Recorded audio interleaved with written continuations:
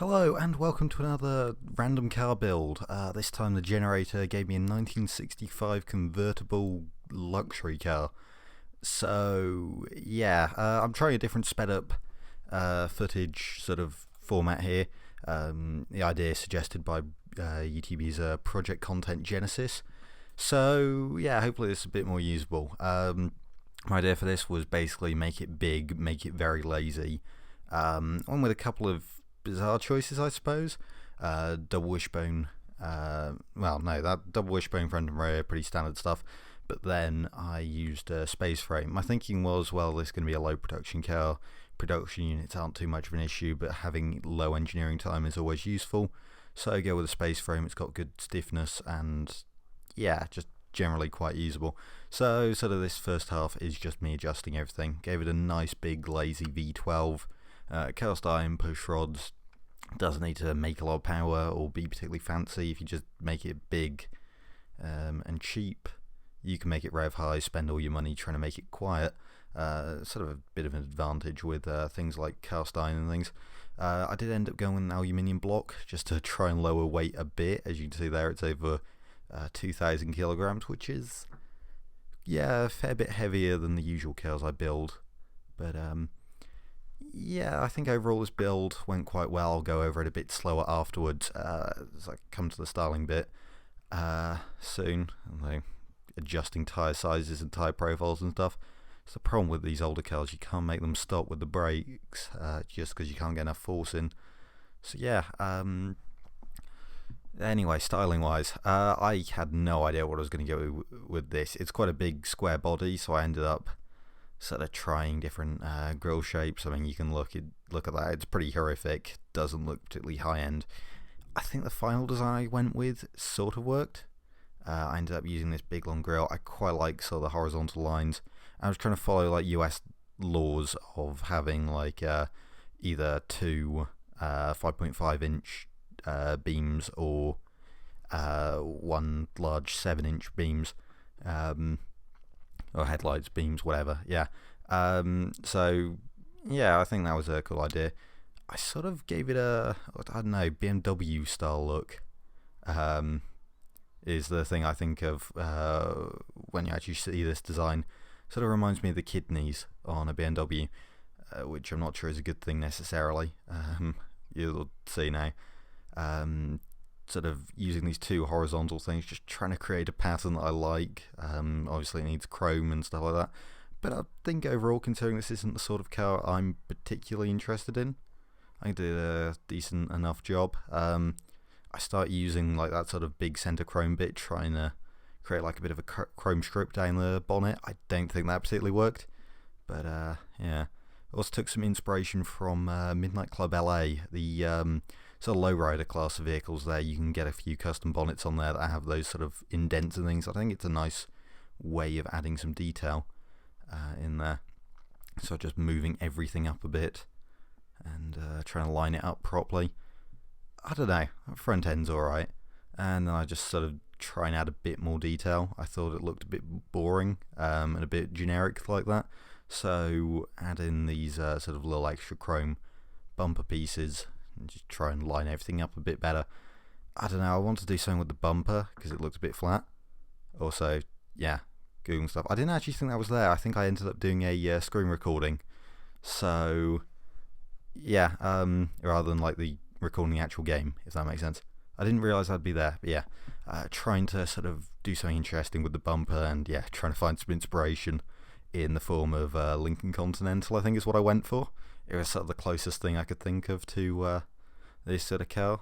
I suppose maybe looking at Rolls Royces and stuff like that, but considering the body I picked, which, yeah, this body, probably the best one for it. It's a 3.2 meter wheelbase, so yeah, it's huge, perfect for this sort of car. And then just trying to find wheels there. Ended up going for, what was it, the ones I went for are, yeah, those ones, I don't know, I don't even know what they're from. But yeah, I put it like sort of a plastic thing so they don't look too overwhelming with how chrome they are.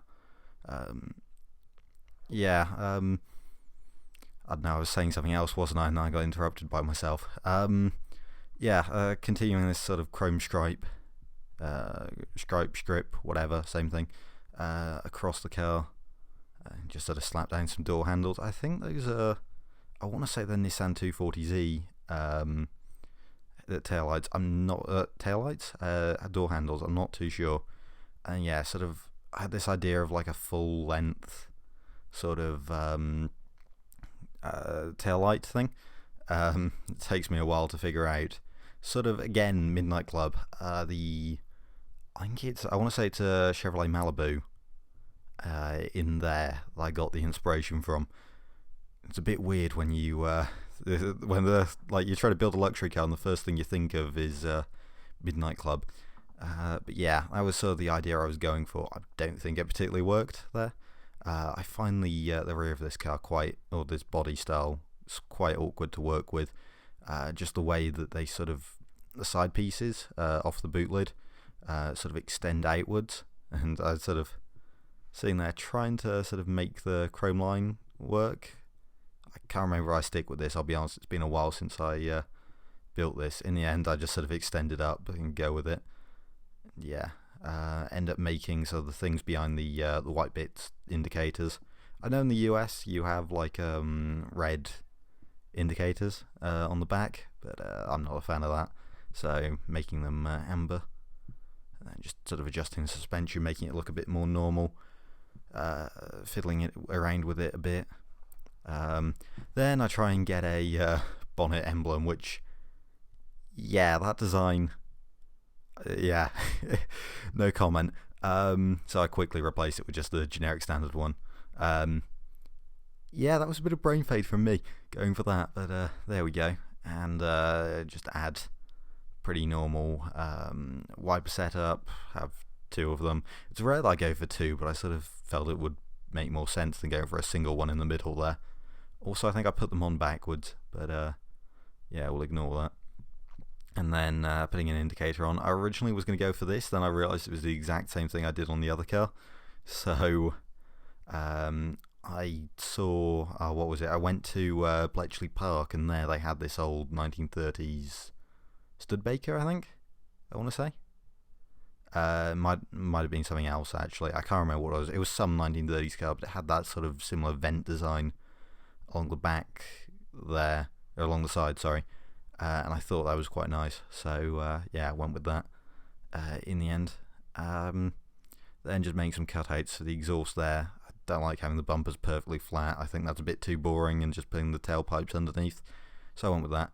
I did experiment with this the sort of exhaust tip holder sort of bracket. I'm not entirely sure if it worked, and yeah, I did finally go back to my inspiration, but yeah, I can't actually remember if I kept that either. But there we go. I don't know, it's an interesting idea for a piece of detail. I don't know if it really works for a car like this, but there we go. Again, just sort of messing around with it a bit. I do quite like this, the sort of separate pieces, but I think they could have been integrated into like the sort of final piece a bit better. But I don't know, it's an interesting idea, I suppose. Just extending that strip all the way down, actually putting effort into to avoid the sort of boot and bonnet lines there.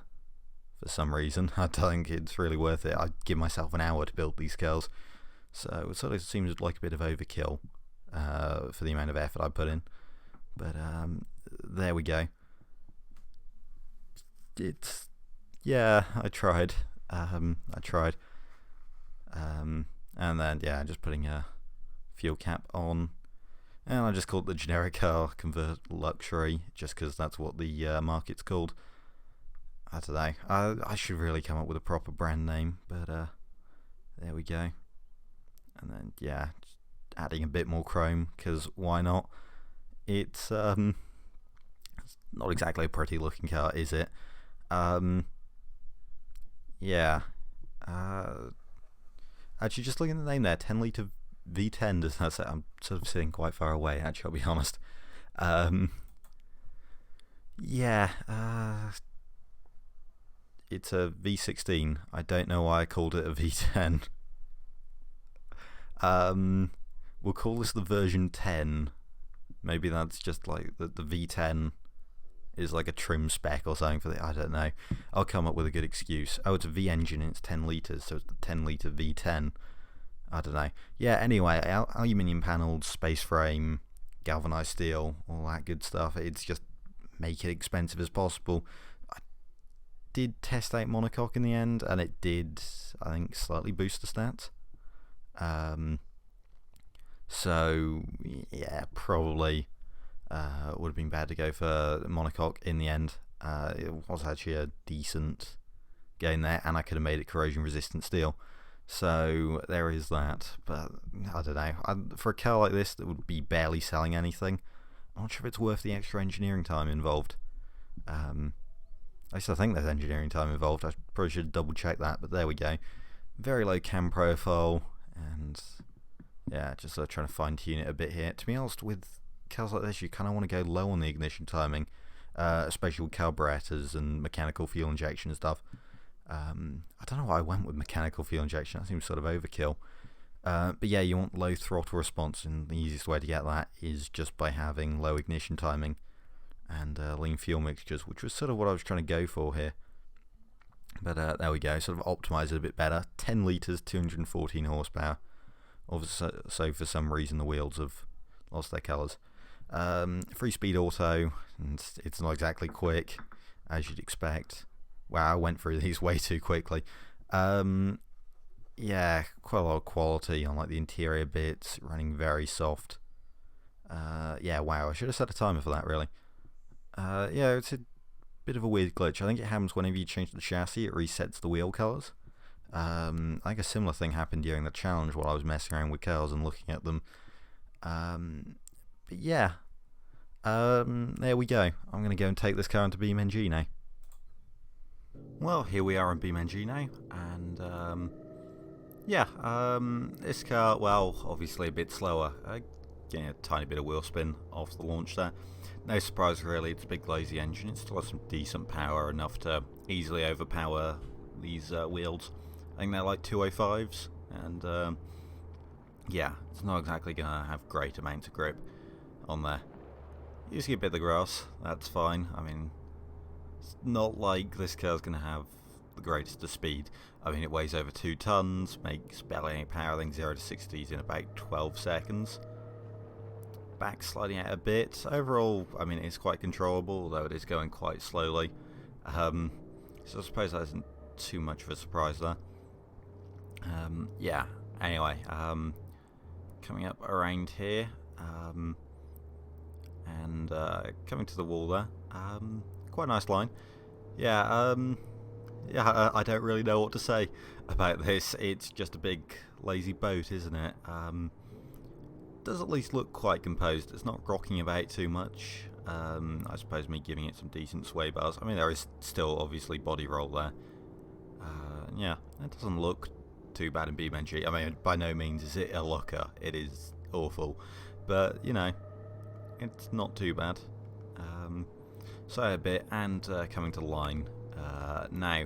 Set a 120, 129.488. So a fair bit quicker, and he's just going to send it into the wall. Nice. Yeah, I held it shape quite nicely. I guess that's high safety. But yeah, it's about 10 seconds slower than the previous car, which is no surprise really. They're two different things, although apparently this was a lot easier to drive. So, I don't know. There we go then. Thank you for watching, and remember to subscribe to Boost and Ethanol for more. Goodbye.